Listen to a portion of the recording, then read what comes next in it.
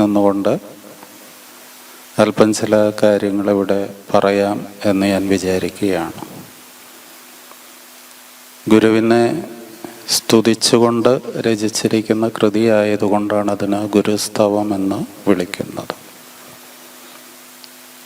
നമുക്ക് അറിയാവുന്നതുപോലെ ഗുരുദേവൻ്റെ ഗൃഹസ്ഥ ശിഷ്യരിൽ പ്രമുഖനായ മഹാകവി കുമാരനാശാനാണ് ഗുരുസ്തവത്തിൻ്റെ രചയിതാവ്. അതെഴുതിയ സന്ദർഭമാകട്ടെ 1916 ഗുരുദേവൻ്റെ 60-ാം പിറന്നാൾ ഷഷ്ഠ്യബ്ദപൂർത്തി ആഘോഷം നടന്നത്. ഗുരുവാകട്ടെ ഇത്തരം ആഘോഷങ്ങളിൽ ഒന്നും തൽപരനായിരുന്നില്ല. പക്ഷേ ലോകമെങ്ങുമുള്ള ഗുരുദേവൻ്റെ ഭക്തർ വലിയ ആഘോഷമായിട്ടാണ് അവിടുത്തെ ഷഷ്ഠ്യബ്ദപൂർത്തി കൊണ്ടാടിയത്. ആ ഷഷ്ഠ്യബ്ദപൂർത്തി ആഘോഷത്തിൻ്റെ വേളയിൽ ശ്രീനാരായണ ഗുരുദേവനെ തന്നെ മനസ്സിൽ ധ്യാനിച്ചുകൊണ്ട് 41 ദിവസം വ്രതം നോറ്റിരുന്നു കൊണ്ടാണ് മഹാകവി കുമാരനാശാൻ ഗുരുസ്തവം രചിക്കുന്നതും ഷഷ്ഠ്യബ്ദപൂർത്തിയുടെ ഉപഹാരമായിട്ട് ഭഗവാന് സമർപ്പിക്കുകയും ചെയ്തത്. അപ്പോൾ കുമാരനാശാനെ പോലെ അത്ര വലിയൊരു മഹാകവി എന്ന് വിളിക്കാൻ എന്തുകൊണ്ടും യോഗ്യനായിട്ടുള്ള മഹാത്മാവ് അനായാസേന കാവ്യസൃഷ്ടി നടത്തുന്നതിന് കെൽപ്പുള്ളയാളാണ്. നമുക്കറിയാം, ഗുരുദേവനുമായിട്ട് കൂടുതൽ അടുക്കുന്നൊരു സന്ദർഭം കുമാരനാശാന് വന്നു ചേരുന്നത് തിരുവനന്തപുരത്ത് കോലത്തുകര ക്ഷേത്രത്തിൽ പ്രതിഷ്ഠ നടത്തിയ സന്ദർഭത്തിലാണ്. പ്രതിഷ്ഠ കഴിഞ്ഞ് ഗുരു പുറത്തിരിക്കുമ്പോൾ അന്ന് ഗുരുദേവനൊരു സമസ്യ പൂരിപ്പിക്കാനായിട്ട് ആശാന് കൊടുക്കുന്നുണ്ട്. സമസ്യ എന്ന് പറഞ്ഞാൽ ഒരു ശ്ലോകം, 4 വരിയാണൊരു ശ്ലോകത്തിനുള്ളത്. അതിലെ ആദ്യത്തെ 2 വരികൾ ഗുരുദേവൻ ചൊല്ലിക്കൊടുത്തു. ബാക്കി ഭാഗം പൂരിപ്പിക്കണം. അതിനെയാണ് സമസ്യ എന്ന് പറയുന്നത്. ഇപ്പോൾ ഗുരുദേവൻ ചൊല്ലിക്കൊടുത്തത് കോലത്തുകര കുടികൊണ്ടരുളും ബാലപ്പിറ ചൂടിയ വാരിധിയെ എന്ന് ചൊല്ലിയിട്ട് അന്ന് കേവലം കൗമാരപ്രായത്തിൽ എത്തി നിൽക്കുന്ന ആശാനോടത് പൂരിപ്പിക്കുവാൻ പറഞ്ഞു. ആശാൻ ഒട്ടും താമസം കൂടാതെ അത് പൂരിപ്പിച്ചു. കാലൻ കനിവറ്റു കുറിച്ച് വിടുന്ന ഒരു ഓലപ്പടി എന്നെ അയക്കരുതേ. അപ്പോൾ ഞാനത് പറയാൻ കാരണം, അത്ര അനായാസേന കാവ്യസൃഷ്ടി നടത്തുവാൻ കെൽപ്പുള്ള ആളും അത്ര കവിത്വ സിദ്ധിയുള്ള കവിയുമാണ് മഹാകവി കുമാരനാശാൻ. അങ്ങനെയുള്ള ആശാനാണ് 41 ദിവസം ഗുരുവിനെ തന്നെ ധ്യാനിച്ചുകൊണ്ട് അതീവ ശ്രദ്ധയോടുകൂടി ശ്രീനാരായണ ഗുരുദേവ സ്വരൂപത്തെ ചുരുങ്ങിയ വാക്കുകൾ കൊണ്ട് ആവിഷ്കരിക്കുന്ന നിലയിൽ ഗുരുസ്തവം രചിച്ചത്. അപ്പോൾ അതിലെ ഓരോ പ്രയോഗവും ശ്രീനാരായണ ഗുരുദേവ സ്വരൂപത്തിൻ്റെ വൈവിധ്യമാർന്ന ഭാവതലങ്ങളാണ് എന്ന് നമ്മൾ മനസ്സിലാക്കണം.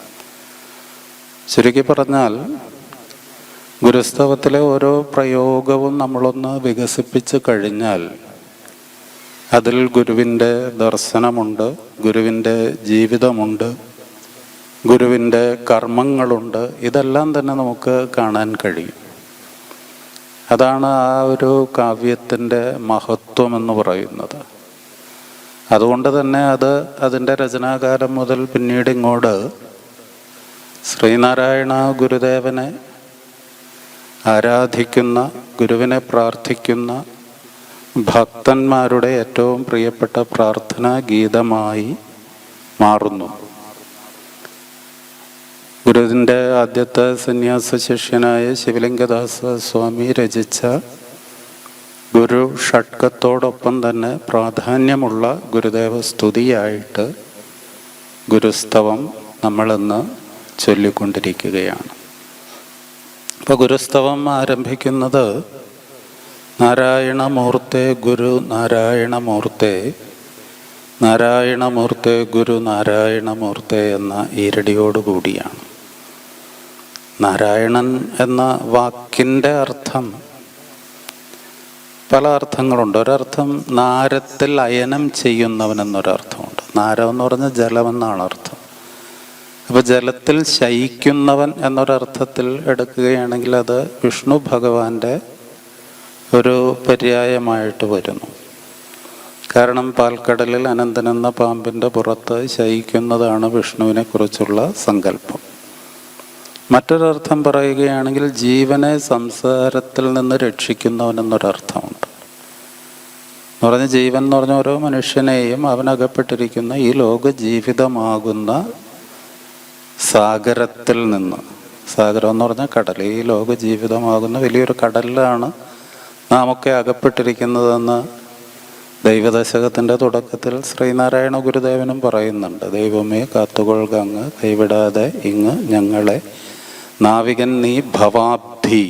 ഭവാബ്ധി എന്ന് പറഞ്ഞാൽ ഈ ലോക ജീവിതമാകുന്ന കടൽ എന്നാണ് അർത്ഥം. കാരണം നമ്മളെല്ലാം അകപ്പെട്ടിരിക്കുന്നത് ഈ ലോക ജീവിതമാകുന്ന ഒരു കടലാണ്. ഒരു കപ്പൽ യാത്ര നടക്കുന്ന വേളയിൽ പെട്ടെന്ന് കപ്പൽ തകർന്നു പോയി അതിലെ യാത്രക്കാരൊക്കെ നടുക്കടലിൽ അകപ്പെട്ടാൽ ആ അവസ്ഥ എങ്ങനെയാണോ അതിന് സമാനമാണ് ഇന്ന് നാം നയിച്ചുകൊണ്ടിരിക്കുന്ന ഈ ജീവിതം എന്ന് പറയുന്നത്.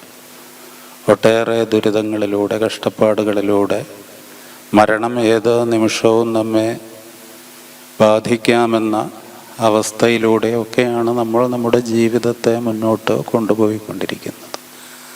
അപ്പോൾ അപ്രകാരം നാം ഒക്കെ തന്നെ ഈ ലോക ജീവിതമാകുന്ന ഒരു ദുരിത സാഗരത്തിൽ പെട്ടിരിക്കുകയാണ്. ഈ സാഗരത്തിൽ നിന്ന് ആരാണോ നമ്മെ മോചിപ്പിക്കുന്നത്, നമ്മെ രക്ഷിക്കുന്നത്, അങ്ങനെ രക്ഷിക്കുന്നവനെയും നാരായണൻ എന്ന് പറയാം.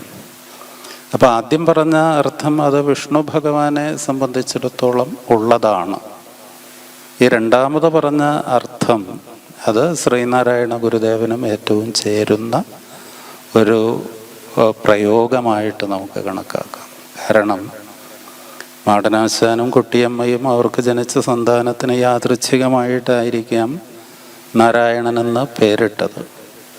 പക്ഷേ ഗുരുദേവൻ്റെ ജീവിതവും ഗുരുവിൻ്റെ മറ്റ് കർമ്മങ്ങളുമെല്ലാം നോക്കുമ്പോൾ അവിടുന്ന് എത്രയോ ലക്ഷം ജീവനുകളെയാണ് അവരകപ്പെട്ടിരുന്ന ജീവിതത്തിൻ്റെ ഭൗതികവും ആത്മീയവുമായ ആ അവസ്ഥയിൽ, ആത്മീയമെന്ന് പറയുമ്പോൾ യഥാർത്ഥ ജീവനെ സംബന്ധിച്ചുള്ള അജ്ഞാനത്തെ, ആ അജ്ഞാനത്തിൽ നിന്ന് എത്രയോ പേരെ ഗുരു രക്ഷിച്ചു. അതോടൊപ്പം തന്നെ അവരുടെ ജീവിത സാഹചര്യങ്ങളിൽ തികച്ചും ഭൗതികമായി തന്നെ നോക്കുമ്പോൾ അതുവരെ വഴിയിലൂടെ നടക്കാൻ പോലും കഴിയാതിരുന്ന എല്ലാ ജീവിത ദുരിതങ്ങളിലും പെട്ടിരുന്നവരെ ഗുരു ആ അവസ്ഥയിൽ നിന്ന് മോചിപ്പിക്കുകയും ചെയ്തു. അപ്പോൾ ആ ഒരു പ്രയോഗം ഗുരുദേവന് ഏറ്റവും നന്നായി ചേരുന്നു. ജീവനെ സംസാര സാഗരത്തിൽ നിന്ന് മോചിപ്പിക്കുന്നവൻ. മൂർത്തി എന്ന് പറഞ്ഞാൽ മൂർത്ത രൂപം പ്രാപിച്ച് നിൽക്കുന്നവനെന്നാണ് അർത്ഥം. എന്ന് പറഞ്ഞാൽ നമുക്ക് നേരിട്ട് കാണാൻ കഴിയുന്ന നിലയിൽ രക്തവും മജ്ജയും അസ്ഥിയും മാംസവും ഒക്കെ കലർന്ന് മനുഷ്യൻ്റെ ആകാരം പൂണ്ട് നിലനിൽക്കുന്നവൻ, അതാണ് മൂർത്തി എന്നതുകൊണ്ട് അർത്ഥമാക്കുന്നത്. തികച്ചും നമുക്ക് തൊട്ടു നോക്കാനും നമുക്ക് കാണുവാനും എല്ലാം കഴിയുന്ന രൂപത്തിൽ വർത്തിക്കുക, അതാണ് മൂർത്ത രൂപം എന്ന് പറയുന്നത്. അപ്പോൾ നാരായണമൂർത്തെ ഗുരു, ഗുരു എന്ന വാക്കിൻ്റെ അർത്ഥം ഗു എന്നാൽ അജ്ഞാനം എന്നും രു എന്നാൽ അതിനെ രോധിക്കുക, ഇല്ലാതെയാക്കുക എന്നാണ് അർത്ഥം. അപ്പോൾ അജ്ഞാനം ആകുന്ന ഇരുട്ടിനെ നീക്കം ചെയ്തുകൊണ്ട് അറിവാകുന്ന പ്രകാശത്തെ കൊണ്ടുവരുന്നവനാണ് ഗുരു. ഗുരു അപ്പോൾ പ്രകാശരൂപൻ എന്നൊരർത്ഥം പറയാം ഗുരുവിന്. ഗുരു പ്രകാശരൂപനാണ്. പ്രകാശരൂപൻ എന്ന് പറഞ്ഞാൽ അജ്ഞാനമാകുന്ന ഇരുട്ടിനെ നീക്കം ചെയ്തുകൊണ്ട് അറിവാകുന്ന പ്രകാശത്തെയാണ് ഗുരു കൊണ്ടുവരുന്നത്. വാസ്തവത്തിൽ വാക്കിൻ്റെ അർത്ഥം നോക്കുമ്പോൾ ദൈവം എന്ന വാക്കിനും ഗുരു എന്ന വാക്കിനും ഒരേ അർത്ഥമാണുള്ളത്. കാരണം ഗുരു പ്രകാശരൂപൻ എന്നാണ് അർത്ഥമെങ്കിൽ ദൈവം എന്ന് പറഞ്ഞ ദിവ്യ എന്ന ധാതുവിൽ നിന്നാണ് ദൈവം എന്ന വാക്ക് ഉണ്ടായിരിക്കുന്നത്. ദിവ്യ എന്ന് പറഞ്ഞാൽ പ്രകാശിക്കുക എന്നാണ് അർത്ഥം. അപ്പോൾ ദൈവം എന്ന വാക്കിൻ്റെ അർത്ഥം പ്രകാശരൂപൻ എന്നാണ്. ഗുരു എന്ന വാക്കിൻ്റെ അർത്ഥവും പ്രകാശരൂപൻ എന്നാണ്. അപ്പോൾ വാക്കുകളുടെ അർത്ഥത്തിൽ പോലും ദൈവവും ഗുരുവും ഒന്ന് തന്നെയാണ് എന്നർത്ഥം. ഇപ്പം നാരായണമൂർത്തെ ഗുരു നാരായണമൂർത്തെ, നാരായണമൂർത്തെ ഗുരു നാരായണമൂർത്തെ എന്ന് പാടിയതിന് ശേഷം ഈ ഗുരുവിൻ്റെ ഒരു അവസ്ഥയെക്കുറിച്ച് വീണ്ടും ആവർത്തിച്ച് ആശാൻ അവിടെ പറയുകയാണ്. ആരാണ് ഗുരു? ആരായുകിൽ. ഗുരു ആരാണ് എന്ന് അന്വേഷിക്കുന്നവരെ സംബന്ധിച്ചാണ്. തീവ്രവും ശ്രദ്ധാപൂർവവുമായി ഗുരുസ്വരൂപത്തെ അന്വേഷിക്കുന്ന ഒരാളെ സംബന്ധിച്ചിടത്തോളം ഗുരു ആരാണ്? സാധാരണ ലോകരൊക്കെ പറയും ഗുരു സമൂഹ പരിഷ്കർത്താവാണ്, അല്ലെങ്കിൽ ഹിന്ദു സന്യാസിയാണ്. അങ്ങനെ പല പേരുകളിലാണ് ഗുരുവിനെ വിശേഷിപ്പിക്കുവാൻ ആളുകൾക്ക് താല്പര്യം. പക്ഷെ അതിലൊക്കെ ഉപരിയായിട്ട് ഗുരുസ്വരൂപത്തെ ആഴത്തിൽ അന്വേഷിക്കുന്ന, കണ്ടെത്താനായി വെമ്പുന്ന ഒരുവനെ സംബന്ധിച്ചിടത്തോളം ആരായുക എന്ന് പറഞ്ഞാൽ അന്വേഷിക്കുക എന്നാണ് അർത്ഥം. അപ്പം ആരായുകിൽ, അന്വേഷിക്കുകയാണെങ്കിൽ ഒരു കാര്യം മനസ്സിലാക്കാനായിട്ട് നമുക്ക് പറ്റും. ആരായുകിൽ അന്ധത്വം ഒഴിച്ച് ആദിമഹസിൻ നേരാം വഴി കാട്ടും ഗുരുവല്ലോ പരദൈവം. അപ്പം അന്വേഷിക്കുന്നവരെ സംബന്ധിച്ചിടത്തോളം ആരായുകിൽ നമ്മെ ബാധിച്ചിരിക്കുന്ന അന്ധത്വത്തെ നീക്കം ചെയ്തുകൊണ്ട് അറിവിൻ്റെ മഹാപ്രകാശത്തിലേക്ക് നമ്മെ നയിക്കുന്ന നയിക്കുന്നവനാരോ ആ ആളെയാണ് നാം ഗുരു എന്ന് വിളിക്കുന്നത്. ശ്രീനാരായണ ഗുരുദേവൻ അങ്ങനെയായിരുന്നു. അപ്പോൾ ഇവിടെ ഒരു കാര്യം നമുക്കൊരു സംശയം തോന്നാം. ഇവിടെ അന്ധത്വത്തെ നീക്കം ചെയ്തു എന്നാണ് പറയുന്നത്. അന്ധത്വം എന്ന് പറഞ്ഞാൽ കണ്ണിന് കാഴ്ചയില്ലാത്ത അവസ്ഥയാണ്. പക്ഷെ നമ്മെ സംബന്ധിച്ചിടത്തോളം നമുക്കെല്ലാം കണ്ണിന് കാഴ്ചയുണ്ട്. നമുക്ക് ചുറ്റുമുള്ള എല്ലാ കാഴ്ചകളും നമുക്ക് കാണാൻ കഴിയുന്നുണ്ട്. അപ്പം ഏത് അന്ധത്വത്തെയാണ് ഗുരു ഇവിടെ നീക്കം ചെയ്തത് എന്നുകൂടി നമ്മളൊന്ന് ആലോചിച്ച് നോക്കേണ്ടതുണ്ട്. നമുക്ക് ഈശ്വരൻ നമ്മുടെ ജന്മം കൊണ്ട് തന്നെ നമ്മുടെ ശരീരത്തിൽ ഈ ലോകത്തെ തിരിച്ചറിയുന്നതിന് വേണ്ടി 5 അവയവങ്ങൾ നൽകിയിട്ടുണ്ട്. കാഴ്ചകൾ കാണാൻ കണ്ണുണ്ട്, ശബ്ദങ്ങൾ കേൾക്കാൻ ചെവിയുണ്ട്, ഗന്ധങ്ങൾ അറിയാൻ മൂക്കുണ്ട്, സ്പർശങ്ങൾ അറിയാൻ ത്വക്കുണ്ട്, അതുപോലെ രസങ്ങൾ തിരിച്ചറിയുന്നതിന് നാവുണ്ട്. ഈ 5 ഇന്ദ്രിയങ്ങളിലൂടെയാണ് നമുക്ക് ചുറ്റുമുള്ള ലോകത്തെ നാം അറിയുന്നത്. ഈ 5 ഇന്ദ്രിയങ്ങൾ കൊണ്ട് ലോകത്തെ നമുക്ക് തിരിച്ചറിയാൻ കഴിയുന്നതുകൊണ്ട് ഈ 5 ഇന്ദ്രിയങ്ങളെയും ജ്ഞാനേന്ദ്രിയങ്ങൾ എന്നുകൂടി പറയുന്നു. ജ്ഞാനേന്ദ്രിയങ്ങൾക്ക് ഒരു പരിമിതിയുണ്ട്. ആ പരിമിതി എന്താണ് എന്ന് ചോദിച്ചാൽ, ദൈവം വാസ്തവത്തിൽ എവിടെയാണ് ഇരിക്കുന്നത്? ദൈവം എവിടെ ഇരിക്കുന്നു എന്ന് ഈശാവാസ്യ ഉപനിഷത്തിൻ്റെ തുടക്കത്തിൽ പറയുന്നുണ്ട്. ഈശൻ ജഗത്തിലെല്ലാം ആവസിക്കുന്നു എന്ന്. ദൈവദശകത്തിൽ ഗുരുദേവൻ പറയുന്നുണ്ട്, അകവും പുറവും തിങ്ങും മഹിമാവാർന്ന നിൻപദം. നിൻപദം എന്ന് പറഞ്ഞാൽ നിൻ്റെ സ്ഥാനം. അതകത്തുമുണ്ട് പുറത്തുമുണ്ട് എന്ന് പറഞ്ഞാൽ എല്ലായിടത്തുമുണ്ട്. ഇപ്പോൾ ദൈവം എല്ലായിടത്തും നിറഞ്ഞു നിൽക്കുകയാണെങ്കിൽ നമ്മിലും ദൈവമുണ്ടല്ലോ. നമുക്ക് ചുറ്റും കാണുന്ന ഓരോ അണുവിലും ദൈവം നിറഞ്ഞു നിൽക്കുന്നുണ്ട്. ഈ ദൈവം ഇങ്ങനെ എല്ലായിടത്തും നിറഞ്ഞു നിൽക്കുന്നുണ്ടെങ്കിൽ എന്തുകൊണ്ടാണ് നമുക്ക് ദൈവത്തെ നമ്മുടെ കണ്ണുകൊണ്ട് കാണാൻ കഴിയാത്തത്? അപ്പോൾ ഇന്ദ്രിയങ്ങൾക്ക് അതിൻ്റേതായ ഒരു പരിമിതിയുണ്ട് എന്നാണ് അതുകൊണ്ട് നാം മനസ്സിലാക്കേണ്ടത്. ശ്രീനാരായണ ഗുരുദേവൻ ആത്മോപദേശകത്തിൻ്റെ തുടക്കത്തിൽ അതുകൊണ്ട് തന്നെ പറയുന്നു, ഈ ദൈവത്തെ അനുഭവിച്ചറിഞ്ഞയാളാണ് ഗുരു. ആ ദൈവത്തെ നാം അറിയണമെന്നുണ്ടെങ്കിൽ കണ്ണുകൾ അഞ്ചും ഉള്ളടക്കി തെരുതെര വീണ് വണങ്ങി ഓതിടയണമെന്നാണ് ഗുരു പറഞ്ഞത്. കാരണം ഇന്ദ്രിയങ്ങൾ കൊണ്ട്, നമ്മുടെ ഈ പഞ്ചേന്ദ്രിയങ്ങൾ കൊണ്ട് നമുക്ക് ദൈവത്തെ കാണാൻ കഴിയില്ല. ഇന്ദ്രിയങ്ങൾക്കപ്പുറമുള്ള ഒരു തലത്തിലാണ് ദൈവത്തിൻ്റെ നിലനിൽപ്പ്.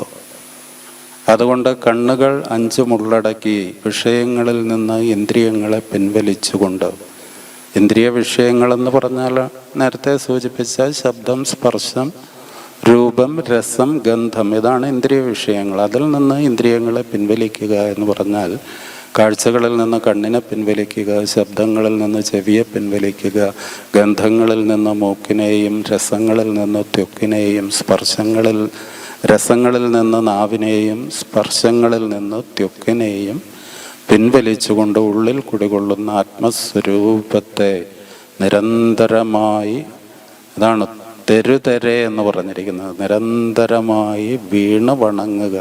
അതിനെ തന്നെ മനസ്സിൽ ധ്യാനിച്ചു കൊണ്ടിരുന്നാൽ നമ്മുടെ ഉള്ളിൽ തന്നെ പ്രപഞ്ച സത്യം വെളിപ്പെട്ട് കിട്ടും എന്നാണ് പറയുന്നത്. അത് ഗുരുവിൻ്റെ അനുഭവമാണ്. അപ്പോൾ ഇന്ദ്രിയങ്ങൾ മുഖേനയല്ല, ഇന്ദ്രിയങ്ങൾക്ക് അപ്പുറമുള്ള ഒരു സത്യസ്വരൂപമാണ് ദൈവം എന്നർത്ഥം. അപ്പം ഞാൻ പറഞ്ഞു വന്നത്, ഇവിടെ ആശാൻ പറഞ്ഞത് നമ്മയൊക്കെ ഒരു അന്ധത്വം ബാധിച്ചിരിക്കുന്നു എന്ന് പറഞ്ഞത്, ദൈവം എല്ലായിടത്തും നിറഞ്ഞു നിൽക്കുന്നുണ്ട്, നമ്മിലും നിറഞ്ഞു നിൽക്കുന്നുണ്ട്, നമ്മുടെ ഉള്ളിലും നമുക്ക് പുറത്തും എല്ലായിടത്തും നിറഞ്ഞു നിൽക്കുന്ന ഈശ്വര സ്വരൂപത്തെ അറിയുന്നതിന് പര്യാപ്തമായിട്ടുള്ളൊരു ഇന്ദ്രിയം നമുക്കില്ല. അതുകൊണ്ട് ആ സത്യത്തെ അറിയണമെങ്കിൽ ഇന്ദ്രിയങ്ങളിൽ നിന്ന് ഈ വിഷയങ്ങളിൽ നിന്ന് ഇന്ദ്രിയങ്ങളെ പിൻവലിച്ചുകൊണ്ട് അതിതീവ്രമായ സത്യാന്വേഷണം നടത്തിയെങ്കിൽ മാത്രമേ ആ സത്യത്തെ നമുക്ക് തിരിച്ചറിയാൻ കഴിയുകയുള്ളൂ. അപ്പോൾ ഈ സത്യം എല്ലായിടത്തും നിറഞ്ഞു നിൽക്കുകയാണ്. ആ സത്യത്തെ നമുക്ക് കാണാൻ കഴിയാത്ത വിധം നമ്മുടെ ബോധമണ്ഡലത്തെ ബാധിച്ചിരിക്കുന്ന കാഴ്ചയില്ലായ്മയെയാണ് ഇവിടെ ആശാൻ അന്ധത്വം എന്ന് പറഞ്ഞിരിക്കുന്നത്. നമ്മുടെ ബോധമണ്ഡലത്തെ അപ്രകാരം ഒരു അന്ധത്വം ബാധിച്ചിട്ടുണ്ട്, ഒരു കാഴ്ചയില്ലായ്മ. അതിനെ നീക്കം ചെയ്യുകയാണ് വാസ്തവത്തിൽ ഗുരു ചെയ്യുന്നത്. അപ്പോൾ അവിടെ തുറക്കപ്പെടേണ്ടത് നമ്മുടെ ബാഹ്യമായിട്ടുള്ള ഈ നേത്രമല്ല, ബോധസ്വരൂപമായിട്ടുള്ള ഈശ്വരനെ അറിയണമെന്നുണ്ടെങ്കിൽ തുറക്കപ്പെടേണ്ടത് നമ്മുടെ അന്തർനേത്രങ്ങളാണ്, ഉൾക്കണ്ണ്. ആ ഉൾക്കണ്ണാണ് ഇപ്പോൾ അടഞ്ഞു കിടക്കുന്നത്. ആ ഉൾക്കണ്ണാണ് തുറക്കേണ്ടത്. അത് തുറന്നു തരുന്നത് ഗുരുവാണ്. ഗുരുവിൻ്റെ വചനങ്ങളിലൂടെ, അവിടുത്തെ കർമ്മങ്ങളിലൂടെ, അവിടുത്തെ അനുഗ്രഹത്തിലൂടെ നമ്മുടെ ബോധമണ്ഡലത്തെ ബാധിച്ചിരിക്കുന്ന ഇരുട്ട് നീക്കിക്കൊണ്ട് അവിടെ അറിവിൻ്റെ പ്രകാശം ഗുരു പ്രദാനം ചെയ്യുന്നു. അതാണ് ആരായുകിൽ അന്ധത്വമൊഴിച്ച്, അന്ധത്വം എന്ന് പറയുന്നത് അപ്പോൾ നമ്മുടെ ഉൾക്കണ്ണിനെ ബാധിച്ച അന്ധത്വമാണ്. ആ അന്ധത്വത്തെ ഒഴിച്ച് അതിനെ ഇല്ലാതെയാക്കിക്കൊണ്ട്, അതിനെ നീക്കം ചെയ്തുകൊണ്ട്, അന്ധത്വമൊഴിച്ച് മഹസ് എന്ന് പറഞ്ഞാൽ പ്രകാശം എന്നാണ് അർത്ഥം. ആദിമഹസ് എന്ന് പറഞ്ഞാൽ എല്ലാ കാലത്തും, ആദിയിൽ, തുടക്കത്തിൽ മുതൽ എന്നും നിലനിൽക്കുന്ന പ്രകാശം. ആ പ്രകാശം ദൈവത്തെ സൂചിപ്പിക്കുന്നു. മറ്റെല്ലാ വെളിച്ചങ്ങളും ഇന്ധനം തീർന്നു പോയി കഴിഞ്ഞാൽ കെട്ടുപോകും. പക്ഷേ ഒരിക്കൽ ജ്വലിച്ചു കഴിഞ്ഞാൽ പിന്നീട് ഒരിക്കലും അസ്തമിക്കാത്ത ആ വെളിച്ചം എന്നുള്ളത് അത് ഈശ്വരൻ്റെ വെളിച്ചമാണ്. ഗുരുവിനുണ്ടായ സത്യദർശനം പറയുമ്പോൾ ഈ വെളിച്ചത്തെയാണ് ഗുരു അവിടെ പറയുന്നത്. അതാണ് ഒരു കോടി ദിവാകരരൊത്തുയരുംപടി പാരുടെ നീരനലാദികളും കെടുമാറ് കിളർന്നു വരുന്നൊരു നിൻ വടിവ് എന്ന്. കോടി സൂര്യന്മാർ ഒന്നിച്ചുദിച്ച് ഉയർന്നു വരുന്നത് പോലെയാണ് നിന്റെ സ്വരൂപം. അല്ലെങ്കിൽ ഒരു 10,000 ആതിഥേയരൊന്നായി വരുവതുപോലെ വരും വിവേകവൃത്തി എന്ന് ആത്മോപദേശ ശതകത്തിലും ഗുരു പറഞ്ഞിട്ടുണ്ട്. അപ്പോൾ ഈശ്വര സ്വരൂപം എന്നുള്ളത് വെളിച്ചത്തിൻ്റെ രൂപത്തിലാണ് അനുഭവപ്പെടുക. ബൈബിളിലും പറയുന്നുണ്ട് ഈശ്വരൻ വെളിച്ചമാകുന്നു, ദൈവം വെളിച്ചമാകുന്നു എന്ന്. അപ്പോൾ ഗുരുവും ആ വെളിച്ചത്തെയാണ് 1000 സൂര്യന്മാർ ഒന്നിച്ചുദിച്ച് ഉയർന്നു വരുന്ന അനുഭവമായിട്ട് പറഞ്ഞിരിക്കുന്നത്. അപ്പം ആ ആദിമഹസ്സിലേക്കുള്ള നേരായ മാർഗം ഗുരു നമുക്ക് കാണിച്ചു തരണമെങ്കിൽ ശ്രീനാരായണ ഗുരുദേവൻ ആ ദൈവത്തിലേക്കുള്ള വഴി സ്വയം കണ്ടെത്തിയ ആളായിരിക്കണമല്ലോ. അത് അനുഭവിച്ചറിഞ്ഞ ഒരാൾക്കല്ലേ ആ മാർഗം നമുക്ക് കാണിച്ചു തരാനായിട്ട് പറ്റുകയുള്ളൂ. അപ്പോൾ ഗുരുദേവനെ സംബന്ധിച്ച് ഗുരുദേവൻ അവിടുത്തെ യവനദശയിൽ തന്നെ ഗുരു ജനിച്ചു വളർന്ന ജീവിത പരിസരങ്ങളുമായിട്ട് അവിടെ നിന്നെല്ലാം വിട്ടെറിഞ്ഞു പോകുകയും മരുത്വാമലയിലെ ഏകാന്തതയിൽ ഇരുന്നു കൊണ്ട് തീവ്രമായ ഈ ഒരു സത്യാന്വേഷണം നടത്തുകയും അതിലൂടെ പ്രപഞ്ച സത്യത്തെ അനുഭവമാക്കി തീർക്കുന്നു. ആരാണോ ബ്രഹ്മത്തെ അറിയുന്നത്, ബ്രഹ്മത്തെ അറിയുന്നവൻ ബ്രഹ്മമായി മാറുന്നു. ബ്രഹ്മവിത്ത് ബ്രഹ്മൈവ ഭവതി. അല്ലെങ്കിൽ ദൈവത്തെ അറിയുന്നവൻ ദൈവ പദവിയിലേക്ക് ഉയർത്തപ്പെടുന്നു. അതാണ് വേദാന്ത ദർശനം നമുക്ക് നൽകിയിരിക്കുന്ന അറിവ്. അപ്പോൾ ഗുരു ആ സത്യത്തെ അനുഭവമാക്കി തീർത്തു, അതായിത്തീർന്നു. അപ്പോൾ ആ സത്യമായി തീരുക എന്ന് പറഞ്ഞാൽ പ്രപഞ്ച സത്യത്തെ ആരാണോ അനുഭവമാക്കി തീർക്കുന്നത്, ആ അനുഭവമാക്കി തീർത്ത ആൾ അതായി മാറുന്നു, ആ സത്യമായി മാറുന്നു. അത് വെളിപ്പെടുത്തിക്കൊണ്ടാണ് ഇവിടെ ആശാൻ പറയുന്നത്, അന്ധത്വമൊഴിച്ചാതിമഹസ്സിൻ നേരാം വഴി കാട്ടും ഗുരുവല്ലോ പരദൈവം. ആ ദൈവത്തിലേക്കുള്ള അഥവാ സത്യത്തിലേക്കുള്ള നേരായ മാർഗമാണ് ഗുരു നമുക്ക് കാണിച്ചു തന്നത്. വളഞ്ഞ വഴിയൊന്നുമല്ല, എളുപ്പ വഴിയുമല്ല, നേരായിട്ടുള്ള മാർഗം നമുക്ക് ഗുരുദേവൻ അവിടുത്തെ വചനങ്ങളിലൂടെ, അവിടുത്തെ കൃതികളിലൂടെ, ഗുരുവിൻ്റെ ഏതെങ്കിലും ഒരു കൃതിയെടുത്ത് നമ്മൾ പഠിച്ചാൽ മതി. നമുക്ക് ആ സത്യം എപ്രകാരമാണ് ഗുരു നമുക്ക് വെളിപ്പെടുത്തി തന്നിരിക്കുന്നതെന്ന് നമുക്ക് മനസ്സിലാക്കാനായിട്ട് കഴിയും. ഗുരുവിൻ്റെ എല്ലാ കർമ്മങ്ങളും ആത്യന്തികമായി ലക്ഷ്യം വയ്ക്കുന്നതും ഈ ഒരു അവസ്ഥയിലേക്ക് അജ്ഞതയിൽ ആണ്ടുകിടക്കുന്ന ജനകോടികളെ ഉയർത്തുക എന്നതായിരിക്കും. ആത്യന്തികമായി ഈ സത്യത്തിൽ ഊന്നി നിന്നുകൊണ്ടാണ് ഗുരുവിൻ്റെ എല്ലാ കർമ്മങ്ങളും ചെയ്തത്. നമ്മെ ബാധിച്ചിരിക്കുന്ന അജ്ഞതയിൽ നിന്ന് നമ്മെ ഉണർത്തുക. ആ അജ്ഞതയിൽ നിന്ന് ഉണർത്തുമ്പോൾ നാം അതുവരെ പിന്തുടർന്ന ജീവിതത്തിൻ്റെ എല്ലാ ദുരന്തങ്ങളെയും അതിൽ നിന്ന്, ആ അവസ്ഥയിൽ നിന്ന് നാം ഉയർത്തി കൊണ്ടുവരേണ്ടതുണ്ട്. അതിനുള്ള മാർഗങ്ങളാണ് ശ്രീനാരായണ ഗുരുദേവൻ നമുക്ക് വെളിപ്പെടുത്തി തന്നത്. അപ്പോൾ അന്ധത്വമൊഴിച്ച ആദിമഹസ്സിൻ നേരാം വഴി കാട്ടും ഗുരുവല്ലോ പരദൈവം. അങ്ങനെയുള്ള ഗുരു തന്നെയാണ് നമ്മെ സംബന്ധിച്ച് നമ്മുടെ പരമദൈവം എന്ന് പറഞ്ഞാൽ അതിലപ്പുറം മറ്റൊരു ദൈവമില്ല എന്നാണ് അർത്ഥമാക്കുന്നത്. എന്ന് പറഞ്ഞാൽ മറ്റു ദേവതകളെയൊന്നും ആരാധിക്കേണ്ട, അവരെ പ്രാർത്ഥിക്കേണ്ട എന്നല്ല ഗുരു ആശാൻ പറഞ്ഞിരിക്കുന്നത്. ഗുരുവിനെ അവിടെ പരമദൈവമായിട്ടാണ് കാണുന്നത്, സാക്ഷാൽ പരബ്രഹ്മ സ്വരൂപമായിട്ടാണ് കാണുന്നത്. അതിലപ്പുറം മറ്റൊന്നില്ല എന്ന അർത്ഥത്തിൽ ഗുരുവല്ലോ പരദൈവം. ആരാധ്യന തോർത്തിയിടുകിൽ ഞങ്ങൾക്കവിടുന്നാം നാരായണമൂർത്തേ ഗുരു നാരായണമൂർത്തി. ഇതൊക്കെ ചിന്തിക്കുമ്പോൾ ഞങ്ങൾക്ക് ഏറ്റവും ആരാധ്യനായിട്ടുള്ളത് ഭഗവാനെ അവിടുന്ന് തന്നെയാണ്.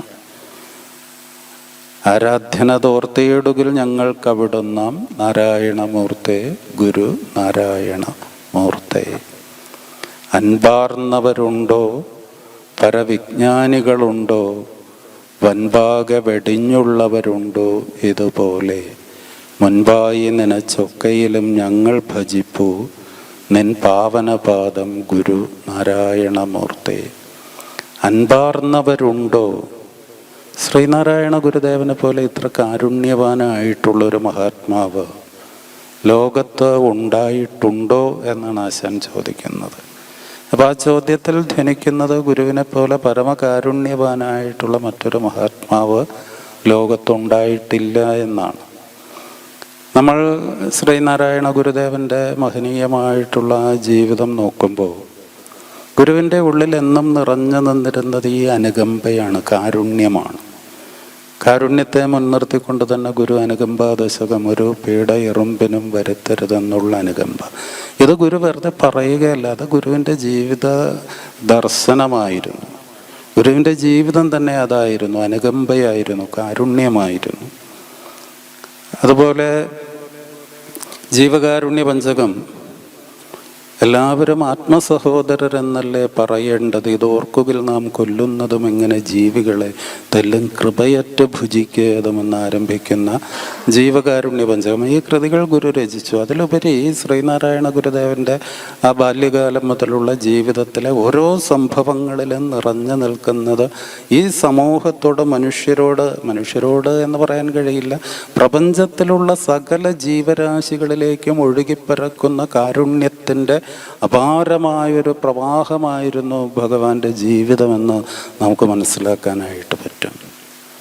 ബാല്യകാലത്ത് 4-5 വയസ്സ് പ്രായമുള്ളപ്പോൾ കൂടിപ്പള്ളിക്കൂടം വിട്ട് സ്വന്തം ഭവനത്തിലേക്ക് പോരുന്ന വേളയിൽ വഴിയരികിൽ ഒരു പുലയക്കുടലിൻ്റെ മുറ്റത്ത് കഞ്ഞി തിളച്ച് പറ്റും വെള്ളവും പുറത്തേക്ക് ഒഴുകിപ്പോകുന്ന കാഴ്ച കണ്ട് ഓടിച്ചെന്ന് ആ കഞ്ഞിക്കലം ഇറക്കി താഴെ വയ്ക്കുന്ന നാണുവെന്ന ബാലൻ. അന്നത്തെ നിലയനുസരിച്ചൊരു ഇഴവന് പുലയക്കുടലിൽ കയറാൻ പാടില്ല. ഇത് വീട്ടിലറിഞ്ഞു കഴിഞ്ഞപ്പോൾ അമ്മാവന്മാരും അച്ഛനുമെല്ലാം ആ കുഞ്ഞിനെ വളരെയധികം ശാസിച്ചു. ഒടുവിൽ ഒരു വടിയെടുത്ത് അടിക്കാനായിട്ട് മാടനാശാൻ ചെന്നപ്പോൾ ആ കുരുന്ന് ബാലൻ, നാണുവെന്ന് വിളിച്ചിരുന്ന ആ കുരുന്ന് ബാലൻ അച്ഛനോട് പറഞ്ഞത്, അച്ഛാ, ഇന്ന് ഞാനത് ചെയ്തില്ലായിരുന്നെങ്കിൽ ആ വീട്ടിലുള്ളവർ പട്ടിണിയായി പോകുമായിരുന്നില്ലേ എന്നായിരുന്നു. അപ്പോൾ ആ കുരുന്ന പ്രായത്തിൽ തന്നെ പട്ടിണി മൂലം മറ്റുള്ളവർക്ക് അനുഭവിക്കേണ്ടി വരുന്ന യാതന എന്തെന്ന് മനസ്സിലാക്കാനും അത് ഇല്ലായ്മ ചെയ്യുവാൻ തന്നാൽ കഴിയുന്ന പ്രവൃത്തി ചെയ്യുവാനും ശ്രീനാരായണ ഗുരുദേവൻ അന്നേ തയ്യാറായിരുന്നു. അപ്പോൾ അവിടുത്തെ അവതാരത്തിൻ്റെ ലക്ഷ്യമാകെ തന്നെ നോക്കുമ്പോൾ ഇപ്രകാരം മനുഷ്യരുടെ ദുരിതങ്ങൾ, ദുഃഖങ്ങൾ ഇല്ലായ്മ ചെയ്യുക എന്നുള്ളതായിരുന്നു. തുടർന്നിങ്ങോട്ട് വരുന്ന ഗുരുവിൻ്റെ എല്ലാ കർമ്മങ്ങളിലും ഗുരു പ്രതിഷ്ഠ നടത്തുന്നത്, അതിലൊക്കെ പിന്നിൽ നിറഞ്ഞു നിൽക്കുന്നത് ഈ അജ്ഞതയിൽ ആണ്ട് കിടക്കുന്ന ജനസമൂഹത്തോടുള്ള അപാരമായിട്ടുള്ളൊരു കാരുണ്യമാണ്. അത് ഞാൻ നേരത്തെ സൂചിപ്പിച്ചതുപോലെ പ്രപഞ്ചത്തിലെ സകല ജീവരാശികളിലേക്കും ഒഴുകിപ്പരന്നിരുന്നു. ഇപ്പോൾ ദൈവദശകം എന്ന കൃതി നമ്മൾ ചൊല്ലുമ്പോൾ വാസ്തവത്തിൽ ദൈവദശകം തന്നെ നോക്കൂ. ഇപ്പോൾ ക്രിസ്തുദേവൻ പറയുന്നുണ്ട്, നിങ്ങൾ നിങ്ങളുടെ ശത്രുക്കൾക്ക് വേണ്ടി പ്രാർത്ഥിക്കൂ എന്നാണ് ഉപദേശിച്ചത്. വലിയൊരു ഉപദേശമാണത്. കാരണം നമുക്ക് വേണ്ടി നമുക്ക് പ്രാർത്ഥിക്കാൻ എളുപ്പമാണ്. നമ്മുടെ ബന്ധുക്കൾക്ക്, നമ്മുടെ സുഹൃത്തിന്, നമ്മുടെ രാജ്യത്തിന് ഒക്കെ, നാം ഉൾപ്പെടുന്ന പ്രസ്ഥാനത്തിന് വേണ്ടിയൊക്കെ തന്നെ നമ്മൾ പ്രാർത്ഥിക്കാം, എളുപ്പമാണ്. പക്ഷെ നമ്മൾ ഒരാളോടൊരു വിരോധം വെച്ച് പുലർത്തുകയും അയാൾ നമുക്ക് നിരന്തരം ദ്രോഹം ചെയ്യുകയും ചെയ്തിട്ടുണ്ട് എന്നിരിക്കട്ടെ, അയാൾക്ക് വേണ്ടി നമ്മൾ ആരെങ്കിലും പ്രാർത്ഥിക്കുമോ? വാസ്തവത്തിൽ നമ്മൾ ഉള്ളറിഞ്ഞ് പ്രാർത്ഥിക്കാൻ നമുക്ക് മടിയായിരിക്കും, പിന്നെ അത്രയേറെ മഹാമനസ്കരായിരിക്കണം. പക്ഷേ നമ്മളെന്നും പ്രാർത്ഥിക്കുന്നുണ്ട്. നമ്മുടെ എല്ലാ ശത്രുക്കൾക്ക് വേണ്ടിയും നമ്മൾ പ്രാർത്ഥിക്കുന്നുണ്ട്. എങ്ങനെയാണ് നമ്മൾ പ്രാർത്ഥിക്കുന്നത്? ആ പ്രാർത്ഥനയാണ് ദൈവദശകം. ദൈവദശകത്തിൽ എവിടെയെങ്കിലും ഞാനെന്ന പ്രയോഗമുണ്ടോ? ദൈവമേ കാത്തുകൊള്ളുക, അങ്ങ് കൈവിടാതിങ്ങ് ഞങ്ങളെ എന്ന് പറയുമ്പോൾ ഈ ഞങ്ങളിൽ ഞാനുമുണ്ട്, എൻ്റെ വീട്ടുകാരുമുണ്ട്, എൻ്റെ ബന്ധുക്കളുമുണ്ട്, എൻ്റെ ശത്രുക്കളുമുണ്ട്. ആഴമേറും നിന്മഹസാം ആഴിയിൽ ഞങ്ങളാകവേ ആഴണം വാഴണം എന്ന് പ്രാർത്ഥിക്കുമ്പോൾ ഈശ്വരസ്വരൂപമായ ജ്ഞാനസമുദ്രത്തിൽ ഞങ്ങളൊന്നാകെ അതിൽ ലയിച്ചു ചേരണമെന്ന് പറയുമ്പോൾ എന്നെ ഇതുവരെ ദ്രോഹിച്ചു കൊണ്ടിരുന്നതും ഇപ്പോഴും ദ്രോഹിച്ചു കൊണ്ടിരിക്കുന്നതുമായ എൻ്റെ ശത്രുക്കളും ആ ആനന്ദ സമുദ്രത്തിൽ എത്തിച്ചേരണമെന്നാണ് പ്രാർത്ഥന. നമ്മളത് ഓർക്കാറുണ്ടോ എന്നറിയില്ല. പക്ഷേ നാം എല്ലാവർക്കും വേണ്ടി, മനുഷ്യന് വേണ്ടി മാത്രമല്ല, ഈ പ്രപഞ്ചത്തിലുള്ള സകല ജീവരാശികൾക്കും മോക്ഷം ലഭിക്കുന്നതിനുള്ളൊരു പ്രാർത്ഥനയായിട്ടാണ് ഗുരുദൈവദശകം നമുക്ക് രചിച്ച് നൽകിയിരിക്കുന്നത്. അപ്പോൾ അവിടെ ആശാൻ അത് മനസ്സിലാക്കിക്കൊണ്ട് ഗുരു മഹാസമാധി പ്രാപിക്കാൻ കിടക്കുന്ന സന്ദർഭത്തിൽ പോലും കൈകാലുകൾ തളർന്ന മരണപ്രായത്തിലെത്തിയ അസ്ഥി മാത്രമായി നിൽക്കുന്ന ഒരു പെൺകുട്ടിയെ, മരണത്തോടടുത്ത് നിൽക്കുന്ന ഒരു പെൺകുട്ടിയെ ഗുരുവിൻ്റെ അടുക്കിലേക്ക് കൊണ്ടുവരുന്നുണ്ട്. ഗുരു അവിടെ ഇരുന്ന് കമണ്ഡലുവിൽ നിന്ന് അല്പം ജലമെടുത്ത് ആ കുട്ടിയുടെ ദേഹത്ത് തളിച്ചപ്പോൾ അത് ക്രമേണ സംസാരിക്കാൻ തുടങ്ങി. ക്രമേണ എഴുന്നേറ്റിരുന്നു, നടന്നു പോകുന്നു. 4 പേർ ചേർന്ന് കട്ടിലിൽ ചുമന്നുകൊണ്ടുവന്ന പെൺകുട്ടി രോഗവിമുക്തയായി നടന്നു പോകുന്നു. അപ്പോൾ മഹാകവി ഉള്ളൂർ എസ് പരമേശ്വരയ്യർ ഗുരുവിൻ്റെ വലിയൊരു ഭക്തൻ കൂടിയായിരുന്നു. അന്ന് ദിവാൻ പേഷ്കർ ആയിരുന്ന ഉള്ളൂർ ശിവഗിരിയിൽ വന്ന് ഗുരുവിനെ പലപ്പോഴും സന്ദർശിച്ചിട്ടുണ്ട്. ഗുരുവിൻ്റെ അനുകമ്പാദശകം വായിച്ച് അതിൽ നിന്ന് ആവേശം ഉൾക്കൊണ്ടുകൊണ്ടാണ് ഒരൊറ്റ മതമുണ്ടുലകിന്നുയരാം പ്രേമമതൊന്നല്ലോ പരക്കെ നമ്മെ പാലമൃതോട്ടും പാർവണ ശശിബിംബം എന്ന് ആരംഭിക്കുന്ന പ്രേമസംഗീതമെന്ന അതിമനോഹരമായിട്ടുള്ള കാവ്യം ഉള്ളൂർ രചിക്കുന്നത്. അപ്പോൾ ഉള്ളൂർ ഗുരു ആ സമാധിയോടടുത്ത സന്ദർഭത്തിലാണ് ഇപ്രകാരം ചെയ്തത്. ഈ കാഴ്ച കണ്ടുകൊണ്ട് ഉള്ളൂർ അന്ന് അവിടെ സന്ദർശിക്കാൻ എത്തിയിട്ടുണ്ടായിരുന്നു.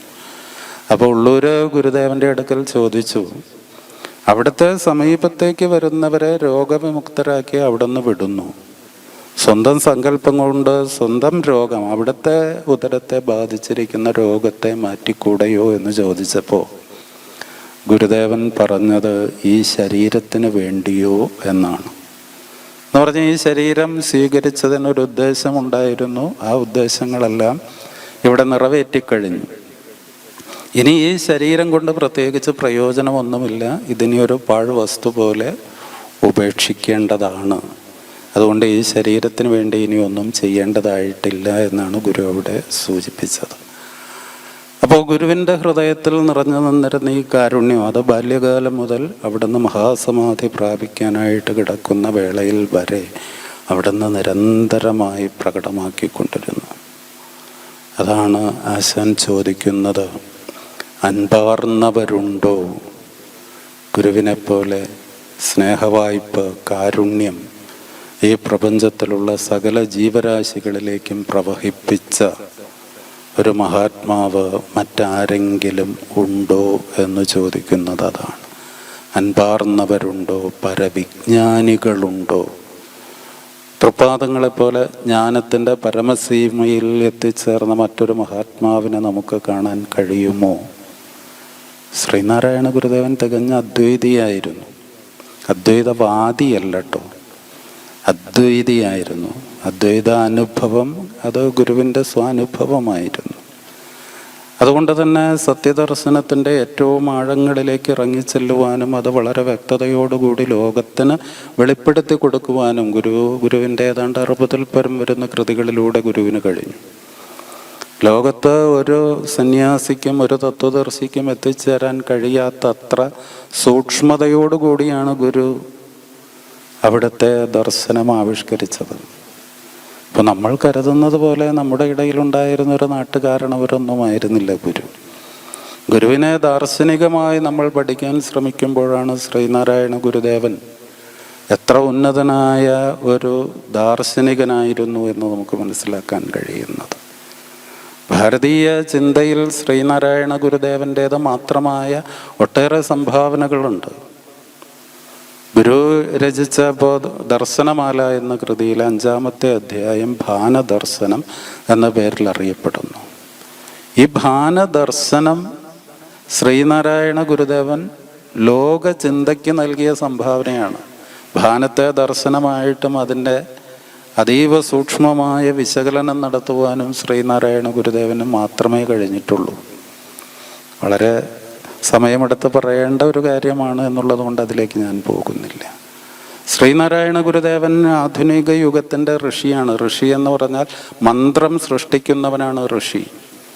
ഉപനിഷത്ത് കാലത്തിന് ശേഷം ഭാരതത്തിൽ ലക്ഷക്കണക്കിന് സന്യാസിമാരുണ്ടായിരുന്നുവെങ്കിലും അതിൽ മന്ത്രദ്രഷ്ടാവായി ഒരൊറ്റ ഋഷിയേ ഉള്ളൂ, അത് ശ്രീനാരായണ ഗുരുവാണ്. ഗുരുവിനെ അങ്ങനെ ഋഷി പദവിയിലേക്ക് ഉയർത്തിയ മന്ത്രമാണ് ഗുരുവിൻ്റെ ഹോമ മന്ത്രം. ഓം അഗ്നേ തവയ തേജസ്തദ്ഭ്രാമം അധസ്ത്വം പ്രത്യക്ഷം ബ്രഹ്മാസി ത്വദീയ ഇന്ദ്രിയാണി മനോബുദ്ധിരിതി സപ്തജിഹ്വാഹ ത്വയി വിഷയാ ഇതി സമിധോ ജുഹോമി അഹമിതി ആജ്യം ജുഹോമി ത്വം നഃ പ്രസീദ പ്രസീദ ശ്രേയച്ഛ പ്രയച്ഛ പ്രയച്ഛ സ്വാഹ എന്ന ഈ മന്ത്രത്തിൻ്റെ സൃഷ്ടിയിലൂടെ ഉപനിഷത്ത് കാലത്തിന് ശേഷം ഭാരതത്തിലുണ്ടായ ഒരേ ഒരു ഋഷി, അതും ആധുനിക യുഗത്തിന്, ശാസ്ത്രയുഗത്തിന്, ആധുനിക ഭൗതിക ശാസ്ത്രത്തിനും ചേരുന്ന നിലയിൽ തൻ്റെ തത്വാവിഷ്കാരം നടത്തിയ മഹാത്മാവാണ് ശ്രീനാരായണ ഗുരു. ഭാരതത്തിലെ ദർശനങ്ങളൊക്കെ ഉണ്ടായിട്ടുള്ളത് സൂത്രഭാഷയിലാണ്. അതിൻ്റെ പ്രമാണ ഗ്രന്ഥങ്ങളെല്ലാം സൃഷ്ടിച്ചിരിക്കുന്നത്. ഭാരതത്തിലുണ്ടായ വേദത്തെ അംഗീകരിക്കുന്ന ദർശനത്തെ ആസ്തിക ദർശനമെന്നും വേദത്തെ അംഗീകരിക്കാത്ത ദർശനത്തെ നാസ്തിക ദർശനമെന്നും പറയും. അപ്പോൾ വേദത്തെ അംഗീകരിക്കുന്ന ദർശനങ്ങളാണ് സാഖ്യം, യോഗം, ന്യായം, വൈശേഷികം, പൂർവമീമാംസ, ഉത്തരമീമാംസ എന്നീ ദർശനങ്ങൾ. അപ്പോൾ അതിൻ്റെയൊക്കെ പ്രമാണ ഗ്രന്ഥങ്ങൾ സൃഷ്ടിക്കപ്പെട്ടിരിക്കുന്നത് സൂത്രഭാഷയിലാണ്. സൂത്രഭാഷ എന്ന് പറഞ്ഞാൽ അല്പം വാക്കുകൾ കൊണ്ട് കൂടുതൽ അർത്ഥത്തെ ഉളവാക്കുന്ന നിലയിൽ കൃതികൾ രചിക്കുന്നതിനെയാണ് സൂത്രഭാഷ എന്ന് പറയുന്നത്. ഇപ്പോൾ ശ്രീനാരായണ ഗുരുദേവൻ സൂത്രഭാഷയിലും വേദാന്തത്തെ അധികരിച്ചൊരു കൃതി രചിച്ചിട്ടുണ്ട്. അപ്പോൾ വേദാന്തത്തെ മുൻനിർത്തി സൂത്രഭാഷയിൽ അതിനു മുൻപ് ഒരു കൃതി രചിച്ചത് ഏതാണ്ട് 3000 കൊല്ലങ്ങൾക്ക് മുമ്പ് ജീവിച്ചിരുന്ന ബാദരായണൻ എന്ന മഹർഷിയാണ്. ബാദരായണൻ്റെ ബ്രഹ്മസൂത്രം. ബാദരായണൻ്റെ ബ്രഹ്മസൂത്രത്തിന് ശേഷം വേദാന്തത്തെ അധികരിച്ചുകൊണ്ട് സൂത്രഭാഷയിൽ ലോകത്താരെങ്കിലും ഒരു കൃതി രചിച്ചിട്ടുണ്ടെങ്കിൽ അത് ശ്രീനാരായണ ഗുരുവാണ്. ഗുരുവിൻ്റെ വേദാന്ത സൂത്രം. അപ്പോൾ ഗുരു എവിടെ നിൽക്കുന്നു?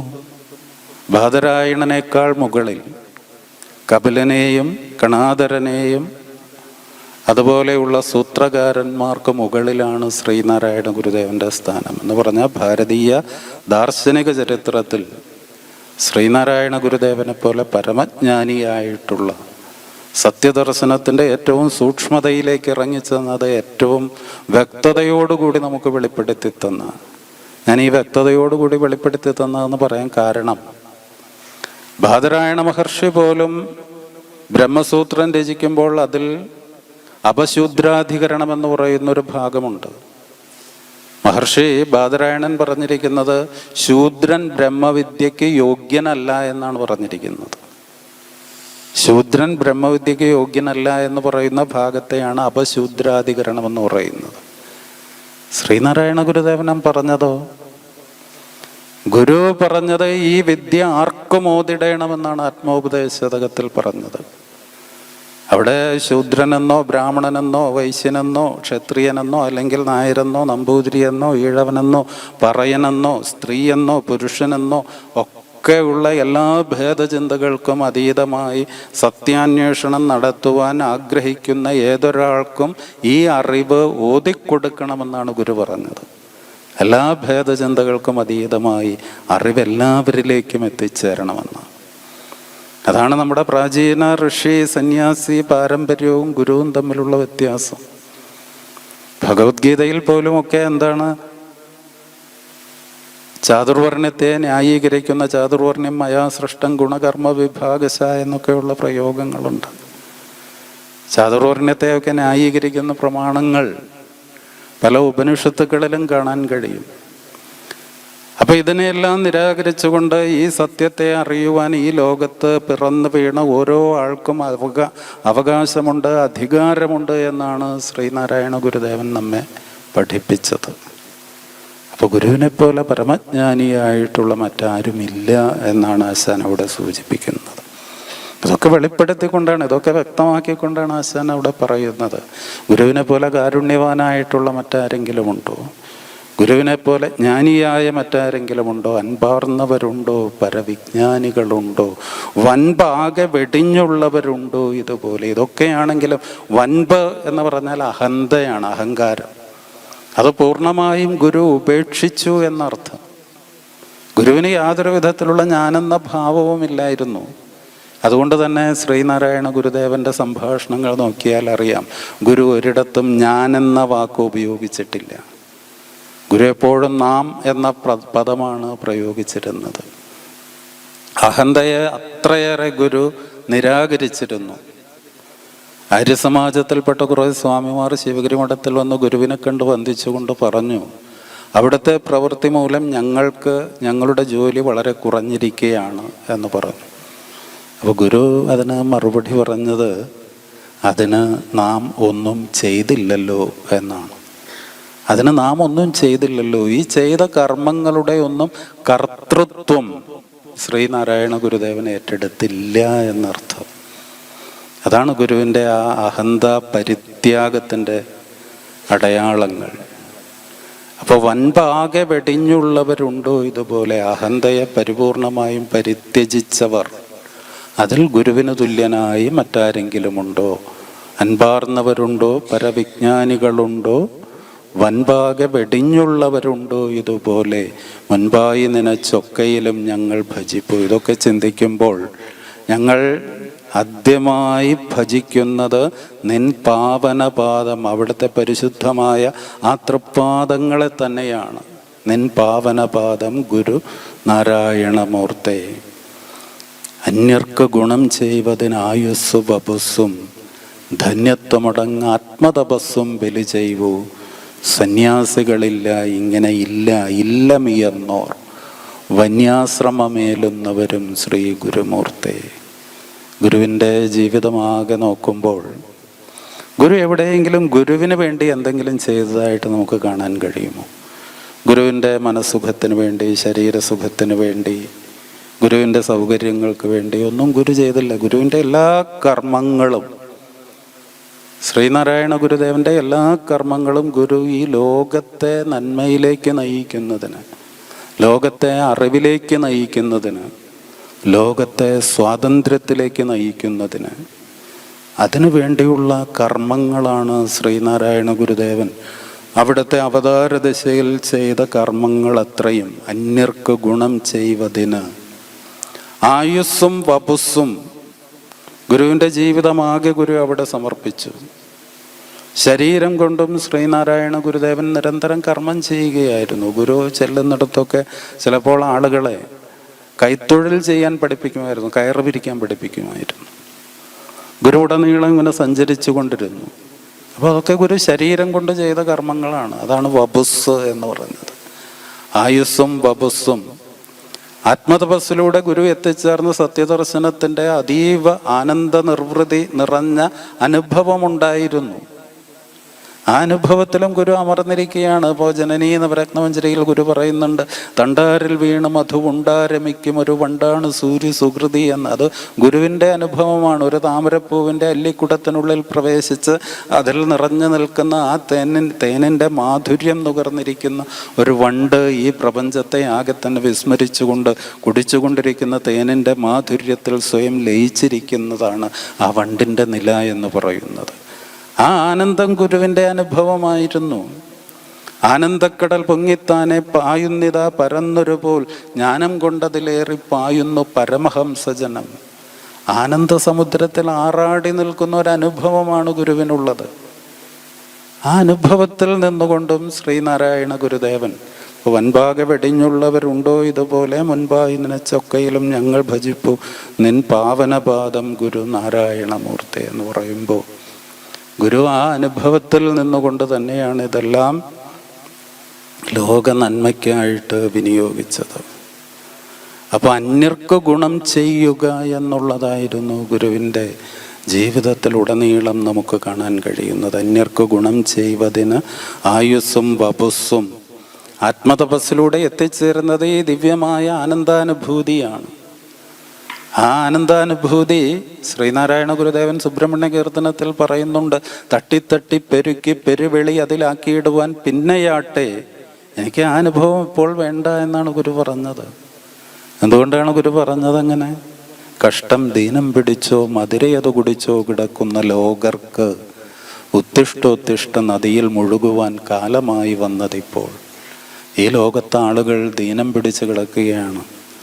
ശരീരത്തെ ബാധിക്കുന്ന രോഗം മാത്രമല്ല ദീനമെന്ന് പറയുന്നത്, അത് മനുഷ്യ ശരീരത്തെയും സമൂഹ മനസ്സിനെയും സമൂഹ ശരീരത്തെയും ഒക്കെ ബാധിച്ച രോഗമാണ്. ആ രോഗമാണ് അത് ഏറ്റവും കൂടുതൽ ബാധിച്ചത് ഹിന്ദു സമൂഹത്തിൽ തന്നെയായിരുന്നു. അതുകൊണ്ടാണ് ഇവിടെ തൊട്ടുകൂടായ്മയും തീണ്ടിക്കൂടായ്മയും അടക്കം മനുഷ്യനെ തമ്മിൽ കാണാൻ പോലും കഴിയാത്തത്ര ഉച്ചനീചത്വങ്ങൾ, അതാണ് ഈ സമൂഹ ശരീരത്തെ ബാധിച്ച ഏറ്റവും വലിയ രോഗമെന്ന് പറയുന്നത്. അപ്പം അതിൽ നിന്നും നമുക്ക് ഈ ലോകത്തെ രക്ഷിക്കുക, അതും ഗുരുവിൻ്റെ ധർമ്മത്തിൽ പെടുന്നു, ഗുരു അനുഷ്ഠിച്ച കർമ്മങ്ങളിൽ പെടുന്നു. അപ്പോൾ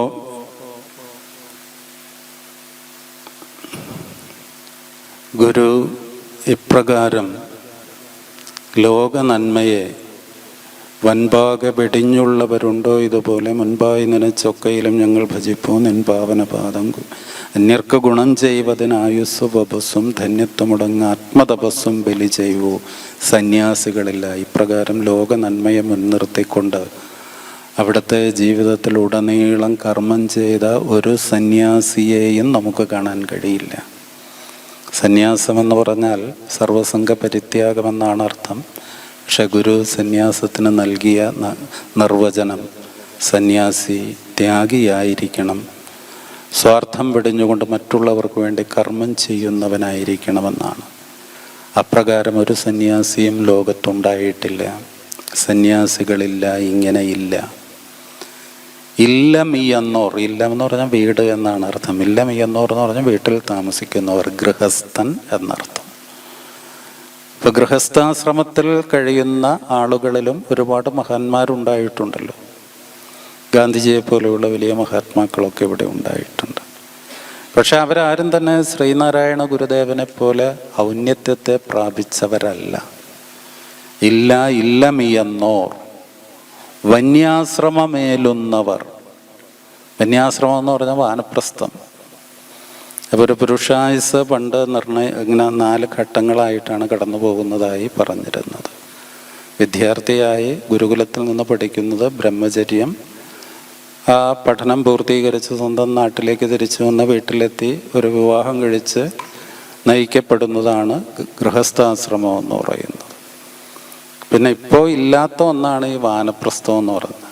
പണ്ടൊക്കെ ആളുകൾ ഗൃഹസ്ഥധർമ്മമൊക്കെ പൂർത്തീകരിച്ചതിന് ശേഷം, മക്കളൊക്കെ സ്വന്തം നിലയിൽ പ്രാപ്തരായതിന് ശേഷം, അത് വ്യാപകമായിട്ടൊന്നും ഭാരതത്തിൽ നിലനിന്നിട്ടില്ലെങ്കിലും അപൂർവ ചില പ്രദേശങ്ങളിലൊക്കെ അങ്ങനെ ഉണ്ടായിരുന്നു. ഇവർ വീടൊക്കെ ഉപേക്ഷിച്ച് ഏതെങ്കിലും കാട്ടിൽ പോയി ഒരു ചെറിയ പർണശാലയോ ആശ്രമമോ ഒക്കെ സ്ഥാപിച്ച് അവിടെ പ്രാർത്ഥനയും ധ്യാനവും ആത്മവിചാരവും ഒക്കെയായി കഴിയുന്ന ഒരു കാലയളവുണ്ട്. അതിനെയാണ് വാനപ്രസ്ഥം എന്ന് പറയുന്നത്. അതിനുശേഷം പിന്നീട് സന്യാസത്തിലേക്ക്, സർവവും ഉപേക്ഷിച്ച് സന്യാസത്തിലേക്ക് വരുമായിരുന്നു. അങ്ങനെ 4 അവസ്ഥകളിലൂടെയാണ് ഒരു മനുഷ്യായുസ് കടന്നു പോകുന്നതായി സങ്കല്പിച്ചിരുന്നത്. അപ്പോൾ ഈ 4 അവസ്ഥകളിൽ പെട്ടവരിലും ഗുരുവിന് തുല്യരായിട്ട് ആരുമില്ല എന്നാണ് ആശാൻ അവിടെ പറഞ്ഞിരിക്കുന്നത്. സന്യാസികളിലില്ല, ഇല്ലമിയെന്നോർ അഥവാ ഗൃഹസ്ഥരില്ല, വന്യാശ്രമമേലുന്നവർ വാനപ്രസ്ഥാശ്രമികളിലും ഗുരുവിന് തുല്യരായി പറയാൻ കഴിയുന്ന ആരെയും നമുക്ക് കാണാൻ കഴിയുന്നില്ല എന്നാണ് അവിടെ സൂചിപ്പിച്ചിരിക്കുന്നത്. വന്യാശ്രമമേലുന്നവരും ശ്രീ ഗുരുമൂർത്തേ, വാദങ്ങൾ ചെവിക്കൊണ്ട് മതപ്പോരുകൾ കണ്ടും മോദസ്ഥിതനായി അങ്ങ് വസിപ്പൂ മല പോലെ. വാദങ്ങൾ ചെവിക്കൊണ്ട് മതപ്പോരുകൾ കണ്ടും മോദസ്ഥിതനായി അങ്ങ് വസിപ്പൂ മല പോലെ. ഈ ലോകത്തെ ആളുകളൊക്കെ ഇപ്രകാരം അനാവശ്യമായിട്ടുള്ള വാദപ്രതിവാദങ്ങൾ നടത്തിക്കൊണ്ട് കഴിയുകയാണ്. ആരെങ്കിലും ഈ വാദപ്രതിവാദത്തിലൂടെ എവിടെയെങ്കിലും എത്തിച്ചേർന്നിട്ടുണ്ടോ? ശ്രീനാരായണ ഗുരുദേവൻ അദ്വൈതാശ്രമത്തിൽ നടത്തിയ സമ്മേളനത്തിൻ്റെ അവിടുത്തെ ഒരു പ്രധാന മുദ്രാവാക്യമായിട്ട് അവിടെ എഴുതി വെച്ചത് വാദിക്കാനും ജയിക്കാനുമല്ല, അറിയാനും അറിയിക്കാനുമാണ് എന്നാണ്. അപ്പോൾ ഗുരു ഒരിക്കലും വാദപ്രതിവാദത്തിലൂടെയല്ല, അതിനല്ല പ്രാധാന്യം നൽകിയത്. വാദപ്രതിവാദം ഉണ്ടാകുമ്പോൾ വാദത്തിൽ ഒരാൾ തോറ്റു കഴിഞ്ഞാൽ തോൽക്കുന്നയാൾക്ക് ജയിച്ചയാളോട് അസൂയയും വെറുപ്പും ഒക്കെ ഉണ്ടാകും. അതൊക്കെ പിന്നീട് വീണ്ടും വലിയ സംഘർഷങ്ങൾക്ക് ഇടവരുത്തും. അത് മതങ്ങൾ തമ്മിലുള്ളതാകുമ്പോൾ അതിന് കുറച്ചുകൂടി വൈകാരികമായ തീക്ഷ്ണതയുണ്ടാകും. അത് പിന്നീട് ചിലപ്പോൾ വലിയ യുദ്ധങ്ങളിലേക്കും ഏറ്റുമുട്ടലുകളിലേക്കും ഒക്കെ പോകും. ലോക ചരിത്രം കാണിച്ചു തന്നിട്ടുള്ളത് അതാണ്. പക്ഷേ ശ്രീനാരായണ ഗുരുദേവൻ എത്തി നിൽക്കുന്നത് പ്രപഞ്ച സത്യത്തെ പൂർണ്ണമായും സാക്ഷാത്കരിച്ച അനുഭവ നിലയിലാണ് എന്നുള്ളത് കൊണ്ട് ഒരു സത്യസ്വരൂപിയെ സംബന്ധിച്ച് ആ സത്യസ്വരൂപി ആ സത്യത്തിലാണ് അടിയുറച്ച് നിൽക്കുന്നത്. അടിയുറച്ച് നിൽക്കുന്നയാൾക്കൊരു ഇളക്കവും ഉണ്ടാകില്ല. അവിടെ ഇപ്പോൾ ഗുരു ദൃഢബോധൻ ഇതില്ല തെല്ലുമെന്ന് പറയുന്നുണ്ട്. അജ്ഞാന വിപര്യം ഇതൊക്കെ ഉള്ളവർക്കാണ് മനസ്സിന് ഉറപ്പില്ലാത്തത്. എന്നാൽ സത്യത്തിൽ ഉറച്ചു നിൽക്കുന്നയാൾക്ക് യാതൊരു വിധത്തിലുള്ള മനസ്സിൻ്റെ ചാഞ്ചല്യവും ഇളക്കവും ഉണ്ടാകുകയില്ല. അപ്പോൾ ഗുരുവിനെ സംബന്ധിച്ച് അത്തരം ഇളക്കങ്ങളൊന്നുമില്ല. ഏതാണ് സത്യം എന്നുള്ളതിനെക്കുറിച്ച് ഒരു അന്വേഷണം നടത്തുന്ന ഒരാൾക്ക് സംശയമുണ്ടാകും. പക്ഷേ ആ സത്യത്തിൽ ഉറച്ചു നിൽക്കുന്നയാൾക്ക് യാതൊരു വിധത്തിലുള്ള ചാഞ്ചല്യവും മനസ്സിനുണ്ടാകുകയില്ല. അതുകൊണ്ടാണ് മോദസ്ഥിതനായി അങ്ങ് വസിപ്പു. മോദം എന്ന് പറഞ്ഞാൽ ഗുരു എത്തിച്ചേർന്ന സത്യാനുഭവം എന്ന് പറഞ്ഞാൽ അത് എന്താ, ഇപ്പോൾ ബ്രഹ്മം എന്ന് പറഞ്ഞാൽ ഈ പ്രപഞ്ചത്തിന് കാരണമായി നിൽക്കുന്ന സത്യമാണ്. അതിൽ നിന്നാണ് ഈ പ്രപഞ്ചം ഉണ്ടായത്, അതിലാണ് നിലനിൽക്കുന്നത്, അതിലേക്കാണ് എല്ലാം ലയിച്ചു ചേരുന്നത്. അപ്പോൾ പ്രപഞ്ച കാരണമായി നിൽക്കുന്ന ആ സത്യത്തിൻ്റെ സ്വരൂപ ലക്ഷണം എന്ന് പറയുന്നത്, ബ്രഹ്മത്തിൻ്റെ ലക്ഷണം പറയുമ്പോൾ പറയുന്നത് അത് ഉള്ളതാണ്, അതുകൊണ്ട് അത് സത്താണ്. ഉള്ളത് ഏത് രൂപത്തിലാണ് നിൽക്കുന്നത്? ഉള്ളതെന്ന് പറഞ്ഞാൽ എന്നും നിലനിൽക്കുന്നതെന്ന അർത്ഥത്തിലാണ്. അത് ഉണ്ടായതല്ല. ഉണ്ടായതിനൊക്കെ നാശമുണ്ട്, ഉള്ളതിന് നാശമില്ല, അതിന് തുടക്കവുമില്ല ഒടുക്കവുമില്ല, എന്നും നിലനിൽക്കുന്നതാണ്. ആരുമുള്ളതറിവീല ആഗമാന്ത നിലയെ എന്നൊക്കെ ഗുരു പ്രയോഗിക്കുന്നത്. ഈ ഉള്ളത് എന്ന ശുദ്ധമായ ഒരു മലയാള പദത്തിൻ്റെ അർത്ഥം അതാണ്, എന്നും നിലനിൽക്കുന്നത്, മാറ്റമില്ലാതെ എന്നും നിലനിൽക്കുന്നത്. അപ്പോൾ ഈ ബ്രഹ്മത്തിൻ്റെ ലക്ഷണം എന്ന് പറയുന്നത് അതുള്ളത് എന്ന അർത്ഥത്തിൽ അതിനെ സത്ത് എന്ന് പറയും. സത്ത് അത് ഏത് രൂപത്തിലാണ് നിലനിൽക്കുന്നതെന്ന് ചോദിച്ചാൽ അത് ശുദ്ധമായ ബോധമായിട്ടാണ്, അറിവായിട്ടാണ് നിലനിൽക്കുന്നത്. ഈ അറിവിനെയാണ് ചിത്ത് എന്ന് പറയുന്നത്. അതിൻ്റെ അനുഭവം ഏത് നിലയിലായിരിക്കും അനുഭവപ്പെടുക എന്ന് ചോദിച്ചാൽ അത് ദിവ്യമായൊരു ആനന്ദ അനുഭവമായിരിക്കും.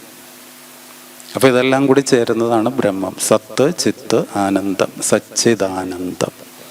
അതാണ് ബ്രഹ്മത്തിൻ്റെ ലക്ഷണമായി പറയുന്നത്. ഗുരു അതിലാണ് അമർന്നു നിൽക്കുന്നത്. സച്ചിദാനന്ദാമൃതം നുകർന്നുകൊണ്ടിരിക്കുന്ന ശ്രീനാരായണ ഗുരുദേവന് ലോകമോ ലോകത്തിൻ്റെ വ്യവഹാരങ്ങളോ ഇതൊന്നും കണ്ട് മനസ്സിനിളക്കം ഉണ്ടാകുകയില്ല എന്നർത്ഥം. മോദസ്ഥിതനായി അങ്ങ് വസിപ്പോ മല പോലെ. അടുത്ത വരി ഏതാ? മോഹാകുലരാം ഞങ്ങളെ അങ്ങയുടെ അടിപ്പു സ്നേഹാത്മകമാം പാശം അതിൽ കെട്ടിയിഴപ്പു. അപ്പോൾ ഞങ്ങളെല്ലാം ഈ ലോകത്ത് മോഹത്താൽ ആകുലരാണ് എന്നാണ് പറഞ്ഞിരിക്കുന്നത്. മോഹം എന്ന് പറഞ്ഞാൽ ആഗ്രഹങ്ങളാണ്. ഈ ലോകത്തെ മനുഷ്യൻ്റെ ദുഃഖത്തിന് കാരണം എന്താണെന്ന് ശ്രീബുദ്ധൻ പറയുന്നുണ്ട്. ഈ ലോകം, മനുഷ്യജീവിതം ദുഃഖപൂർണമാണ്. ദുഃഖത്തിന് കാരണമുണ്ട്. ദുഃഖത്തിന് കാരണം മനുഷ്യൻ്റെ ആഗ്രഹങ്ങളാണ്, തൃഷ്ണയാണ്. കാരണം ആഗ്രഹങ്ങളുടെ ഒരു അവസ്ഥ എന്ന് പറഞ്ഞാൽ, പണ്ട് മലയാളത്തിലൊരു കവി പാടിയതുപോലെ 10 കെട്ടുകിൽ 100 മതിയെന്നും ശതമാകിൽ സഹസ്രം മതിയെന്നും. അതാണ് ആഗ്രഹങ്ങളുടെ ഒരു അവസ്ഥ. നമുക്കിപ്പോൾ ഒരു ആഗ്രഹമുണ്ട്, അവിടെ ആ ആഗ്രഹം സാധിച്ചു എന്നിരിക്കട്ടെ, ജീവിതം പിന്നീട് ഒരു ആനന്ദപൂർണമായിട്ട് സ്വസ്ഥമായിട്ട് നയിക്കാൻ നമുക്ക് പറ്റും. ഒരാഗ്രഹം സാധിച്ചു കഴിഞ്ഞാൽ അവിടെ 10 ആഗ്രഹങ്ങളായി. കഷ്ടപ്പെട്ട് ലോണൊക്കെ എടുത്ത് ഒരു നല്ല വീട് വെച്ചു എന്നിരിക്കട്ടെ, വീട് വെക്കുക എന്നുള്ളതായിരുന്നു അന്ന് അതുവരെയുള്ള ഏറ്റവും വലിയ ആഗ്രഹം. വീട് വെച്ച് കഴിഞ്ഞാലോ പിന്നെ അവിടെ ഏറ്റവും പുതിയ ഫർണിച്ചറുകൾ വേണം, ആധുനിക സൗകര്യങ്ങളോട് കൂടിയ മറ്റ് 100 ആഗ്രഹങ്ങളായിരിക്കും അവിടെ ഉയർന്നു വരിക. അപ്പോൾ അതാണ് മനുഷ്യൻ്റെ അവസ്ഥ. 10 കിട്ടുകിൽ 100 മതിയെന്നും ശതമാകിൽ സഹസ്രം മതിയെന്നും. അപ്പോൾ ആഗ്രഹങ്ങൾ എപ്പോഴാണോ നമ്മുടെ ഉള്ളിൽ നിന്ന് ഒടുങ്ങുന്നത്, അതിൻ്റെ തീവ്രതയ്ക്കൊരു കുറവ് സംഭവിക്കുന്നത്, ആ കുറവ് സംഭവിക്കും തോറും നമ്മുടെ മനസ്സ് ശാന്തമായി തീരുമെന്നാണ് ബുദ്ധമുനി പറഞ്ഞത്. മോഹത്താൽ ഞങ്ങളൊക്കെ ഇവിടെ ആകുലരാണ് എന്ന് പറയുന്നത് അതുകൊണ്ടാണ്. മോഹാകുലരാം ഞങ്ങളെ, ഞങ്ങൾക്ക് ഒരുപാട് ആഗ്രഹങ്ങളുണ്ട്. ഈ ആഗ്രഹങ്ങളെല്ലാം സാധിക്കാതെ വരുമ്പോൾ ജീവിതം നിരാശ നിറഞ്ഞതായി ഭവിക്കുന്നു. ഈ നിരാശ നമ്മെ ദുഃഖത്തിലേക്ക് നയിക്കുന്നു. മോഹത്താൽ ആകുലരായി ഞങ്ങളിവിടെ ജീവിക്കേണ്ടി വരുന്നു. മോഹാകുലരാം ഞങ്ങളെ, അങ്ങയുടെ അടിപ്പു സ്നേഹാത്മകമാം പാശം അതിൽ കെട്ടിയിഴപ്പു. അവിടുത്തെ ആ തൃപ്പാദങ്ങളോടുള്ള ഭക്തിയാകുന്ന ഒരു പാശം ഞങ്ങൾക്കുണ്ടെങ്കിൽ അവിടുന്ന് ആ സ്നേഹമാകുന്ന പാശത്താൽ ഞങ്ങളെയെല്ലാം നയിച്ചു കൊണ്ടിരിക്കും. ഞങ്ങളെ ഈ ദുഃഖത്തിൽ നിന്ന് മോചിപ്പിക്കും. മോഹത്താൽ ദുഃഖിതരായി കഴിയുന്ന ഞങ്ങളെ ഈ ദുഃഖത്തിൽ നിന്ന് മോചിപ്പിക്കുന്നതും ഭഗവാനെ അവിടുന്ന് തന്നെയാണ്. മോഹാകുലരാം ഞങ്ങളെ അങ്ങയുടെ അടിപ്പു സ്നേഹാത്മകമാം പാശം അതിൽ കെട്ടിയിഴപ്പു. ആഹാ ബഹുലക്ഷം ജനം അങ്ങേ തിരുനാമ വ്യാഹാര ബലത്താൽ വിജയിപ്പോ ഗുരുമൂർത്തെ. എത്രയോ ലക്ഷം പേരാണ്. ഇത് ഗുരുദേവൻ സശരീരനായിരുന്നപ്പോൾ രചിച്ച കൃതിയാണ് എന്നുകൂടി ഓർക്കണം. 1916, അതിനുശേഷം ഗുരു 12 വർഷം കൂടി ഈ ലോകത്ത് സശരീരനായിരുന്നു. അത്രയും കാലം കുമാരനാശാന് ജീവിച്ചിരിക്കാൻ പറ്റിയുമില്ല. അപ്പോൾ ആ ആശാൻ ശ്രീനാരായണ ഗുരുദേവൻ സശരീരനായിരിക്കുമ്പോൾ തന്നെ ഗുരു സ്വരൂപത്തെ വാഴ്ത്തിപ്പാടുമ്പോൾ പറയുകയാണ്, അവിടുത്തെ ആ ദിവ്യമായ നാമജപം കൊണ്ട് തന്നെ. ആശാൻ ഗുരുവിൻ്റെ ജീവചരിത്രത്തിലും പറഞ്ഞിട്ടുണ്ട്, ഗുരു ചെല്ലുന്നിടത്തൊക്കെ ആളുകൾ ശ്രീനാരായണ ഗുരുദേവനെ സാക്ഷാൽ ഈശ്വരനെ കണക്ക് ആരാധിച്ചിരുന്നു എന്നും അവരവരുടെ സങ്കടങ്ങൾ ഗുരുവിൻ്റെ അടുക്കൽ പറഞ്ഞിരുന്നു എന്നും തൃപ്പാദങ്ങൾ ഒരു കരുണാകടാക്ഷം കൊണ്ടോ ഒരു സ്പർശനം കൊണ്ടോ ഒരു വാക്കുകൊണ്ടോ അവർക്ക് സമാശ്വാസം നൽകിയിരുന്നു എന്നുമൊക്കെ കുമാരനാശൻ ഗുരുവിൻ്റെ ജീവചരിത്രത്തിൽ രേഖപ്പെടുത്തിയിട്ടുണ്ട്. അപ്പോൾ അപ്രകാരം ശ്രീനാരായണ ഗുരുദേവനെ കുറിച്ച് ഇവിടെ പറയുകയാണ്. എത്രയോ ലക്ഷം ആളുകളാണ് ഗുരുവിൻ്റെ തിരുനാമം ജപിച്ചുകൊണ്ട്, അത് നമോ നാരായണായ എന്നാകാം, ഓം ശ്രീനാരായണ പരമഗുരുവേ എന്നാകാം. അപ്പോൾ ഗുരുവിനെ തന്നെ മനസ്സിൽ ധ്യാനിച്ചുകൊണ്ട്, ഇത് കുമാരനാശൻ നമുക്കൊരു മാർഗം കൂടി പറഞ്ഞു തരികയാണ് കേട്ടോ. ഗുരുവിനെ എങ്ങനെ ഉപാസിക്കാമെന്നുള്ളതിൻ്റെ ഒരു മാർഗം കൂടി ആശാൻ നമുക്ക് പറഞ്ഞു തരികയാണ്. കാരണം നമുക്കെല്ലാം നമ്മുടെ ജീവിതത്തിൽ എപ്പോഴും എന്തെങ്കിലുമൊക്കെ പ്രയാസങ്ങളും ദുഃഖങ്ങളും ഒക്കെ ഒരു സമൂഹത്തിൽ വർത്തിക്കുന്ന ഒരാളെന്നുള്ള നിലയിൽ നമ്മുടെ ജീവിതത്തിൽ നമുക്കുണ്ടാകാം. അപ്പോൾ ആർക്കും എപ്പോൾ വേണമെങ്കിലും ചെയ്തു നോക്കാവുന്ന ഒരു കാര്യമാണ് ഗുരുദേവൻ്റെ മുൻപിൽ ഇപ്പോൾ വീട്ടിൽ ഗുരുവിൻ്റെ ഒരു ഫോട്ടോ ഉണ്ടെങ്കിൽ ആ ഫോട്ടോയുടെ മുമ്പിൽ ഒരു നിലവിളക്ക് കൊളുത്തി വെച്ചിട്ട് ഗുരുവിൻ്റെ ആ മുഖത്തേക്ക് അല്പനേരം നമ്മളിങ്ങനെ നോക്കിയിരിക്കുക. അതിനുശേഷം പതുക്കെ കണ്ണടയ്ക്കുക.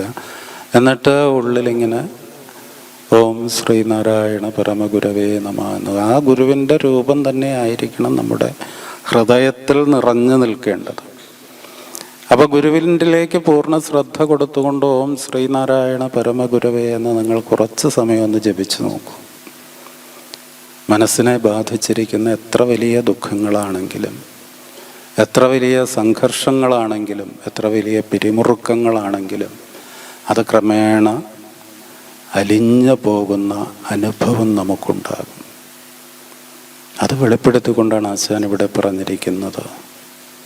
ആഹാ ബഹുലക്ഷം ജനമങ്ങേ, അവിടുത്തെ ആ തിരുനാമ ജപം കൊണ്ട് അവർ അകപ്പെട്ടിരിക്കുന്ന ജീവിതത്തിൻ്റെ വ്യാവഹാരിക ദുഃഖങ്ങളിൽ നിന്ന് അവർ മോചനം പ്രാപിച്ചിരിക്കുന്നത്.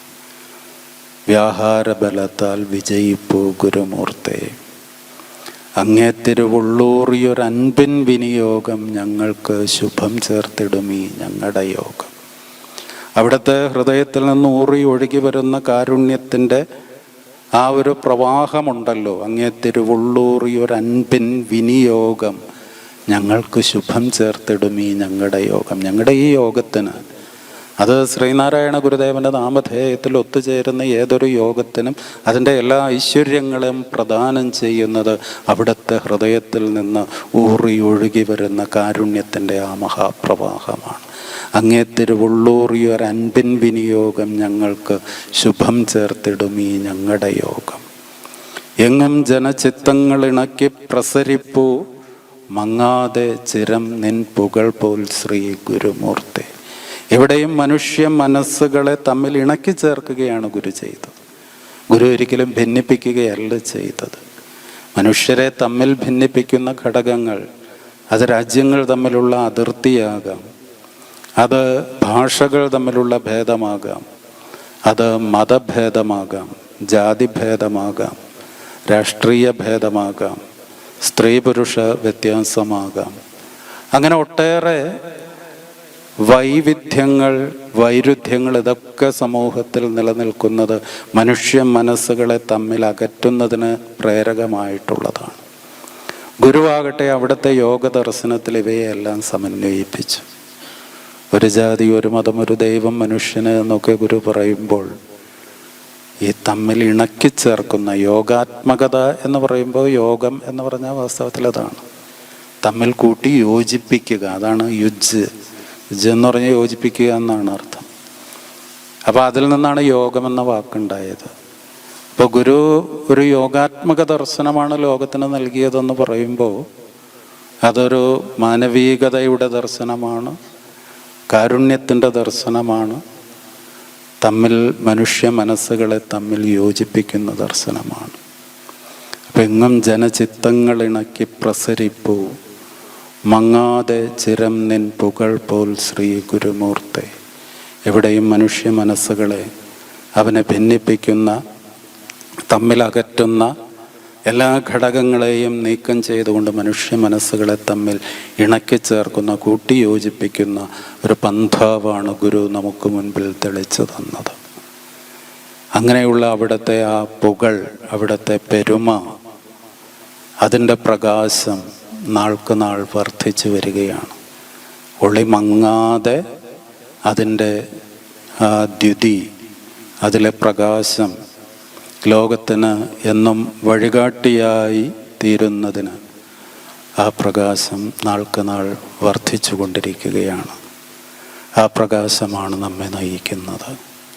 ആ പ്രകാശം എന്നും നമ്മെ നയിക്കുമാറാകട്ടെ എന്ന് നമുക്ക് പ്രാർത്ഥിക്കാം.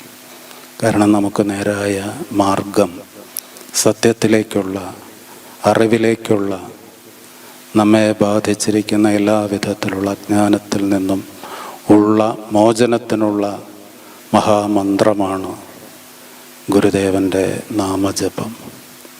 അതിലൂടെ നമുക്ക് ജീവിതത്തിൽ എന്തെങ്കിലുമൊക്കെ ആയിത്തീരുവാൻ നമുക്ക് കഴിയും.